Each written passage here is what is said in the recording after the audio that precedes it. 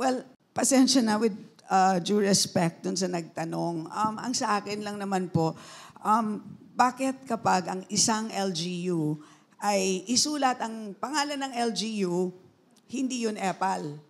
Pero alam naman ng tao kung sino yung head ng LGU.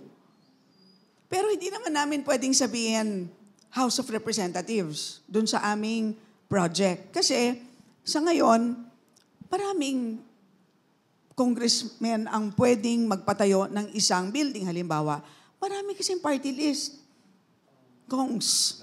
So, kung maglagay ka dyan ng House of Representatives, ay maaaring 60 people. One of 60 people ang pwedeng nagpatayo ng health center na yan.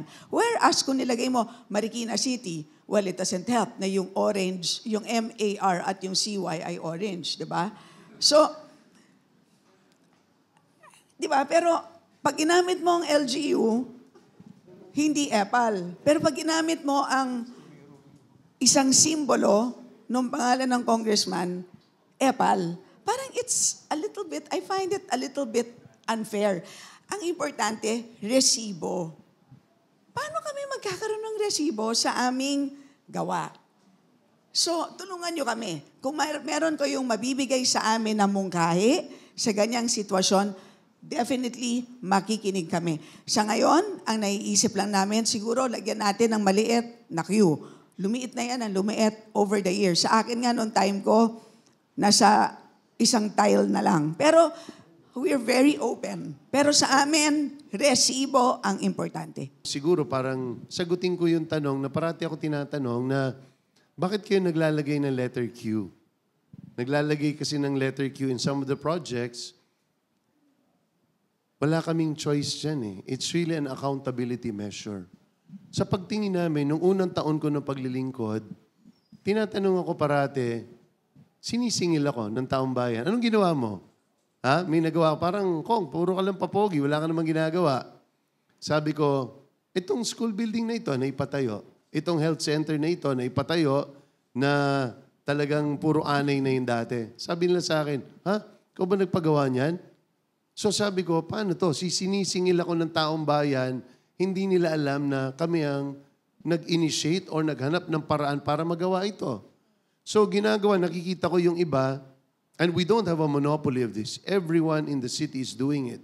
But we did not want to put our name emblazoned ng Pia Ranada School. Ayaw namin yun kasi tingin namin inappropriate. So sabi namin is, kailangan din natin maipaliwanag sa tao kung anong ginagawa natin.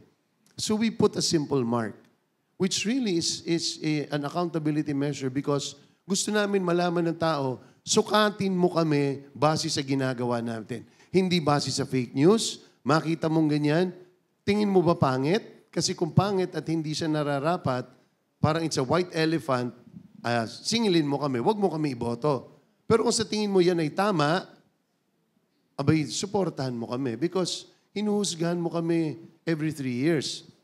But secondly also, Pia, at alam ng lahat, pag hindi nang nalalagyan ng Q, kinabukasan, pinipinturahan ng blue. And it has happened. I will cite to you look at all the health centers na pinaghirapan, na nilabi ko talaga kay Secretary Ona. Araw-araw, lumuluhod ako, pinapakita ko sa kanya na yung maternal mortality is the highest in Marikina sa buong Metro Manila. Na halos buwan-buwan may namamatay sa panganganak. Kailangan namin i-upgrade ang aming health centers kasi ito ang kanilang prenatal care first refuge. Walang iba. Yung karamihan na namamatay ay pumupunta lang sa doktor dahil manganganak na first time. Hindi pwede. So ang point ko doon is, bigla yung mga health centers ngayon, wala na talaga. Kinulayan na nila, nag-iba na. So, again, credit grabbing is happening left and right. And hindi rin naman fair sa public yon. Lastly, Pia, you know, in a perfect society where there's a free flow of information, where you don't have fake news, we don't really need to do that, right? But it's not a perfect world. You need to tell people what you're doing, and you need people to recognize and to judge you. Tama bing gawa nila? Nagpagawa sila ng ganito, imbis na dapat ito. And we're willing to put on the line, we don't hide our accomplishments or what we've built because we are proud and we stand by them. And if they don't like it, then they should not elect us again.